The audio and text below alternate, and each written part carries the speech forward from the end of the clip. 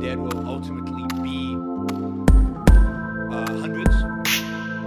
They've already got 2,000 to 3,000 wounded, and again, the number could be significantly higher. We don't yet know the cause. We don't yet know what exploded, but I think my initial theories are consistent with what news reports coming out of Beirut are suggesting, and that is that one of these warehouses that had massive amounts of armaments, potentially missiles, bombs, gunpowder, whatever, guns, bullets, and all this stuff, confiscated, or maybe just in storage, or it's in the port. I don't think it was a ship that blew up. It looks like it was indeed a warehouse that got somebody in Arabic writing on the super chat with lots of bombs. Somebody the saying.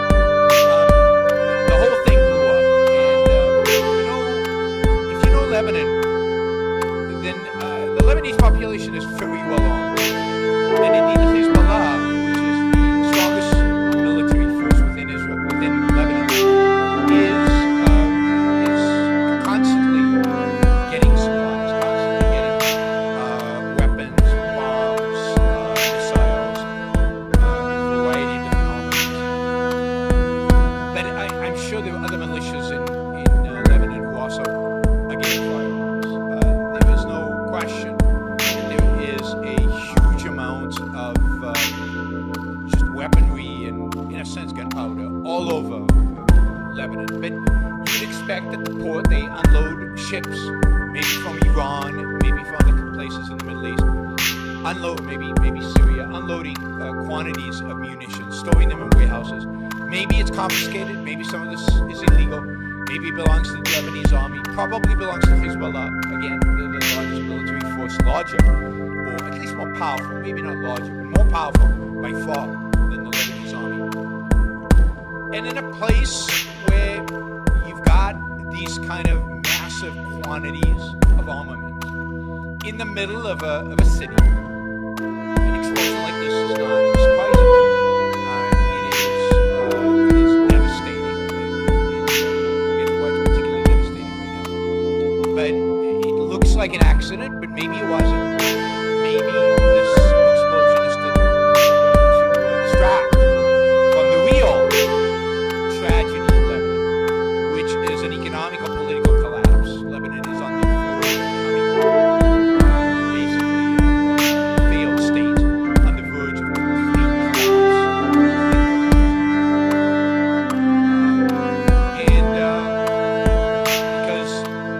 And we'll get to why. So, Lebanon, which in the 1960s, 50s, 60s, even early 70s, Lebanon was Switzerland, Paris. Lebanon was Switzerland of the Middle East. Beirut was the Paris of the Middle East. It was a secular place. It was a party place. It was filled with lights. It was just an incredibly lucrative place. A lot of wealthy people lived there. The best banks, most successful banks, most admired banks in the Arab world. Most admired banks in the Arab world were in Lebanon. Huge amounts of money flowed in and out of Beirut, and it was thriving. It was thriving. It was a truly amazing place, and really Western. The Lebanese people have always been, or traditionally, in Beirut, fairly secular. They've been a big part of Lebanese population is Christian. At least in the past, many of those Christians have left. Maronite Christians, although there are other Christian sects in Lebanon as well.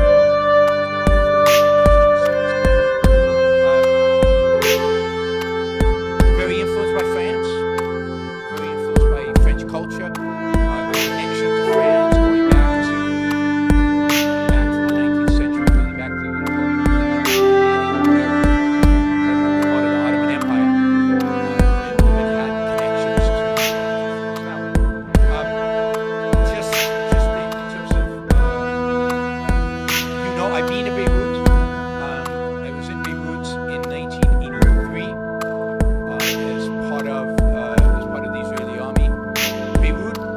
Lebanon generally, I drove around Lebanon, the southern part of Lebanon, the mountains there. Lebanon is a beautiful country. I mean, truly a beautiful country. Lebanon is where God's side is from. That's right. God is from Lebanon. So is Nassim Taleb. For those of you who know Nassim Taleb, Nassim Taleb is from Lebanon. God's side is from Lebanon. Many people, many very successful people who live there. One of the richest people in a number of the richest people actually in Brazil, from Lebanese descent. Lebanese, I think the family in Mexico. It's a family in Mexico. The very wealthy family in Mexico. There's a very wealthy family in Mexico that's of Lebanese descent. So there is a massive number of very successful Lebanese outside of Lebanon. Lebanon, again, was very secular, very prosperous. And when I drove around Lebanon, just a beautiful mountains. This is what was called Switzerland of the Middle East. Beautiful mountains, villages tucked into cliffs.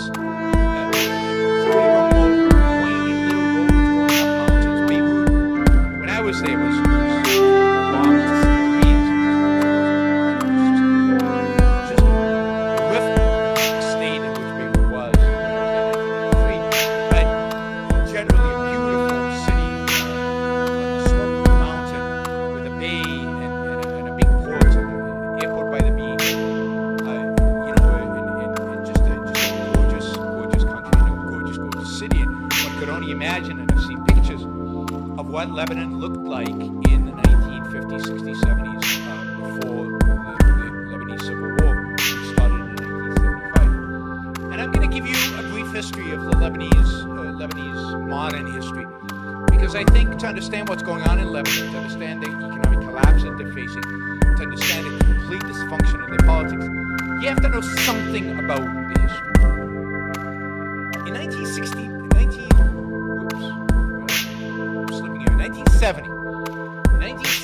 Jordan had enough of the hundreds of thousands of Palestinian refugees who were living at that time in Jordan.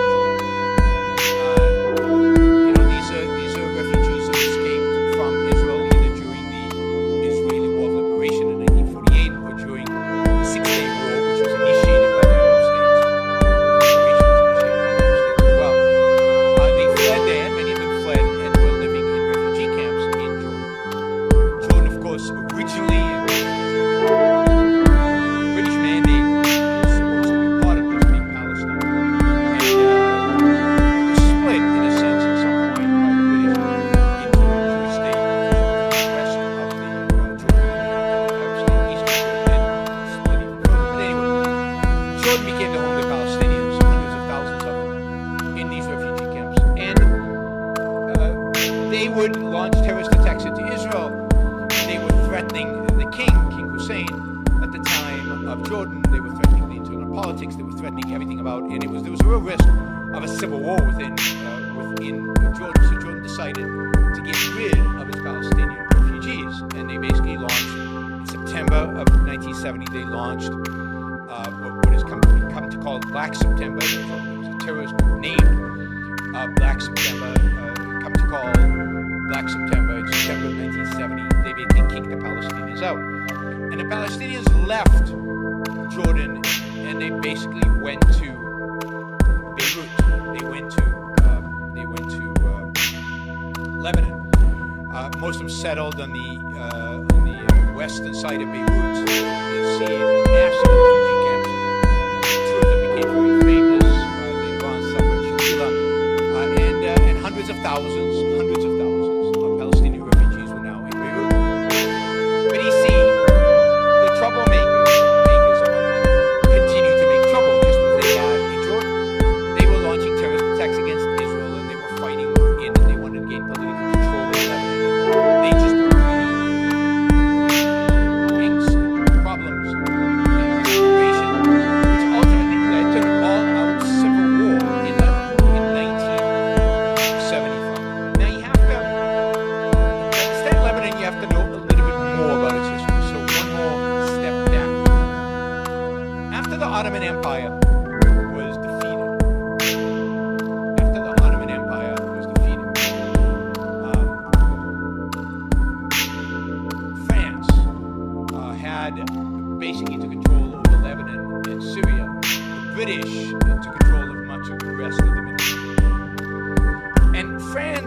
try to set up. The idea was you take control of these countries, and then over time, right?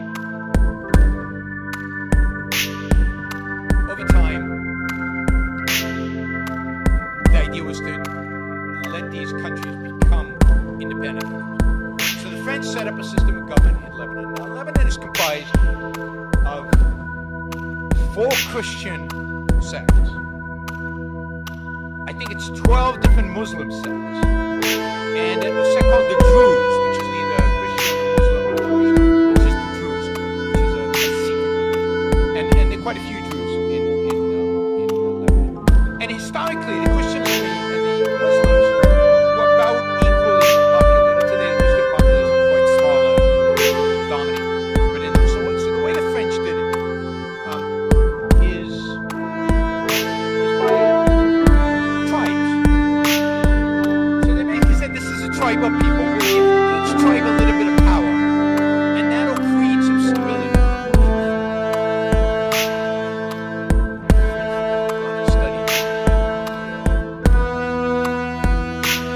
Federalist papers discovered the fatal flaw in what they were doing. So this is the way Lebanese politics is structured to this day. The president of Lebanon is always a Christian.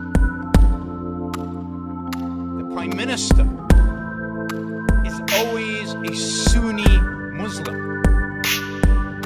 The Speaker of the House, Speaker of Parliament, is always a Shiite Muslim. So you get the supposed balance of power. You get a prime minister who's a Sunni, balanced out by the Speaker of the Parliament, which is a Shiite, balanced out by a president who is a Christian. And of course now the Palestinians want to control, and there was this massive war, and now the country, and Parliament itself is structured around the sects. So Parliament, a certain percentage of Parliament is allocated to the Druze, who are very powerful in Lebanon, to the Shiites, to the Sunnis, and to the Christians.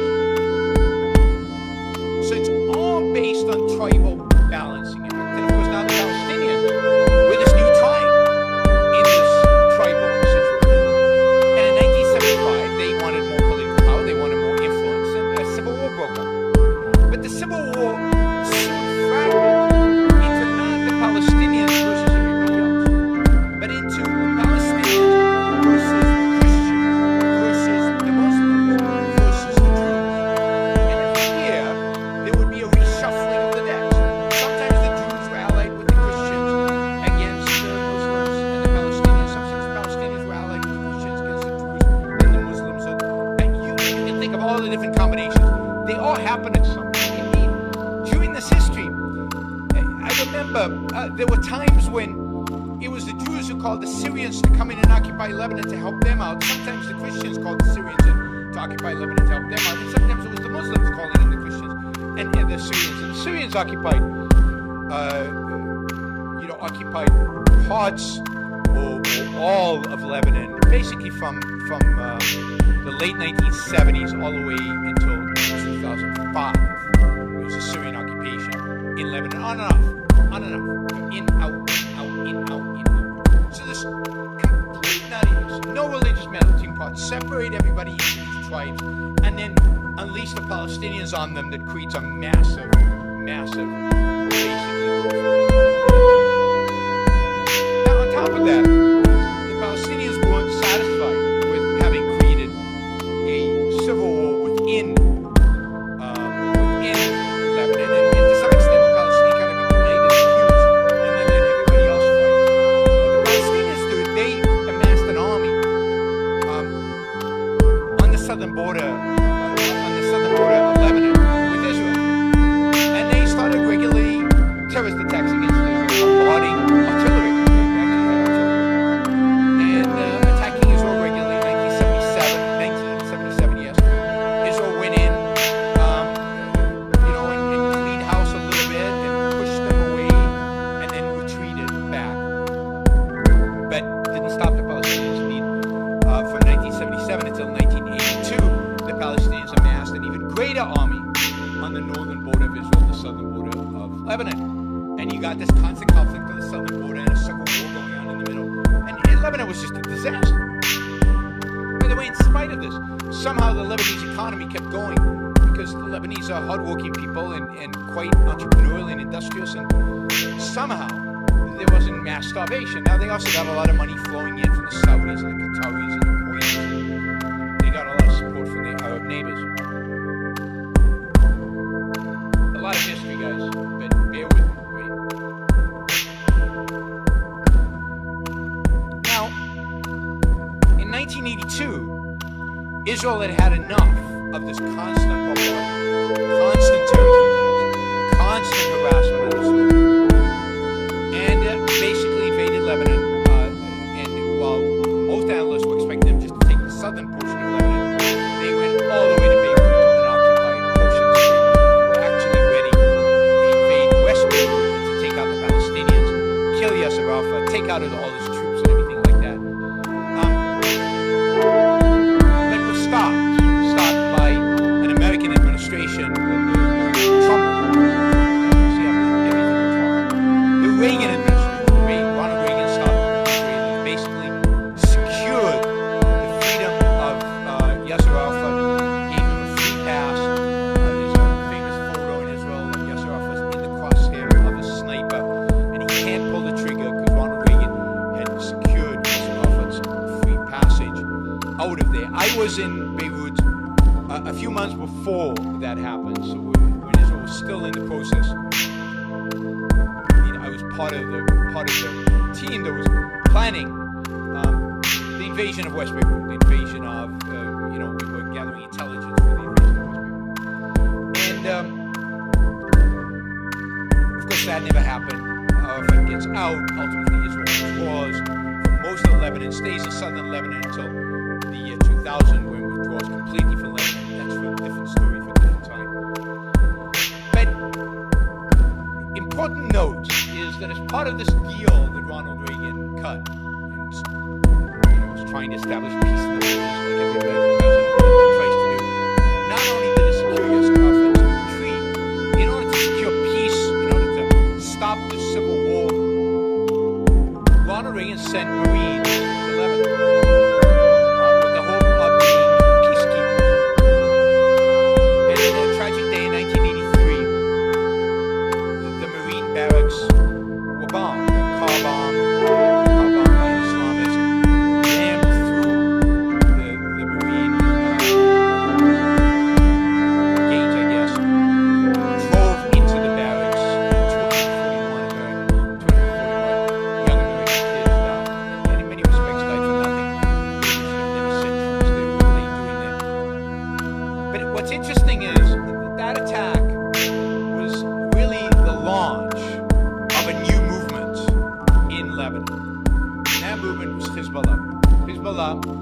Is a Shiite Muslim, and I don't have time here to describe the difference between Shiite Islam and Sunni Islam, but it is a Shiite movement backed by the Iranians. Iran is a Shiite country backed by the Iranians, and really the first major terrorist attack that Iran launched against the United States, other than taking the embassy in 1979, was the bombing of the Marine barracks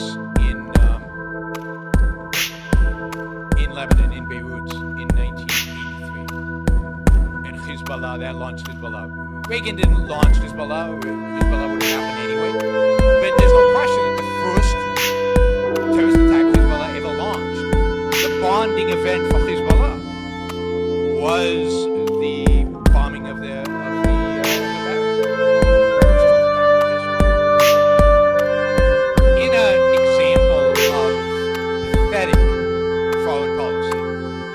Reagan not only sent the troops there, they got killed, but then he gave this famous speech, where he said, oh, we're going to hunt them down, we're going to track them down, we're going to kill them, we're going to destroy them, whoever did this to them, they're going to, hunt them down for the rest of their lives. Well, yeah, right. They lobbed a couple of bombs from a 6th Fleet out of the Mediterranean into the Bekaa Valley, which is in East Lebanon. I don't know who they killed, if they killed anybody. And the United States basically just just put its tail between its legs and ran. And ran. If you ever read Bin Laden, which I did, I read Bin Laden after 9/11, used to read his diatribes. One of the reasons he believed, justifiably I think, that the United States was a paper tiger was because of how quickly they ran from Beirut. And that was Ronald Reagan. Tough Ronald Reagan. Again, all historical facts. No consequences for the Iranians for having organized it. Never any consequences for Hezbollah. Hezbollah went on during the 1980s to kidnap and murder Americans on a regular basis.